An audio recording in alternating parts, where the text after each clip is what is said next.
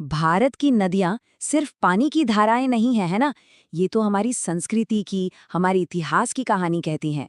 आज हम इन्हीं जीवन रेखाओं के सफर पर निकलेंगे और हमारा गाइड वो कोई किताब नहीं, बल्कि ये कमाल के हैंड रिटन नोट्स है। तो चलिए देखते हैं ये हमें क्या सिखाते हैं। तो ये है वो नोट्स जिनकी बात हो रही थी। देखिए कितना साफ सुथरा काम है। ये किसी भारी भरकम किताब जैसा नहीं लगता है ना। बिल्कुल ऐसा जैसे किसी दोस्त ने हमारे लिए खास तैयार किया हो। तो चलिए इन्हीं नोट्स के सहारे भारत की नदियों को समझने की कोशिश करते हैं। यकीन मानिए ये सफर बड़ा मजेदार होने वाला है। अच्छा, तो भारत की नदियों को समझने का सबसे आसान तरीका क्या है?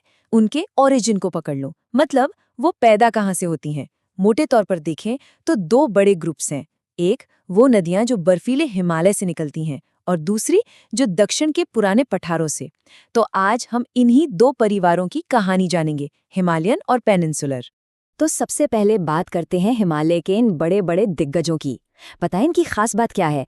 ये कभी नहीं सूखती, साल के 12 महीने बहती रहती हैं। इसीलिए तो इन्हें 12 मासी या पेरिनियल कहते हैं। और इसका राज? इनके पास पानी के दो दो सोर्स हैं। एक तो मॉनसून की बारिश और दूसरा गर्मियों में पिघलते हुए ग्लेशियर। मतलब इनके पास तो पानी का खजाना है जो कभी खत्म नहीं होता। और इस हिमालयन परिवार में 3 मेन खिलाड़ी हैं, 3 बड़े शक्तिशाली सिस्टम्स, सिंधु, गंगा और ब्रह्मपुत्र। ये सिर्फ नदियां नहीं है, ये अपने आप में एक पूरी की पूरी दुनिया है। तो चलें एक एक करके इनकी कहानी में उतरते हैं। तो हमारा सफर शुरू होता है सिंधु नदी से, यानी इंडस रिवर से। जरा इसकी लंबाई देखिए, 2880 किलोमीटर्स। ये कितना होता है अंदाजा है?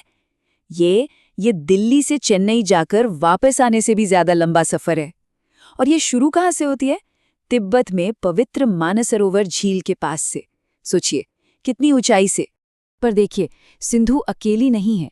इसकी असली ताकत तो इसकी 5 साथी नदियों में है, सतलुज, ब्यास, झेलम, चिनाब और रावी।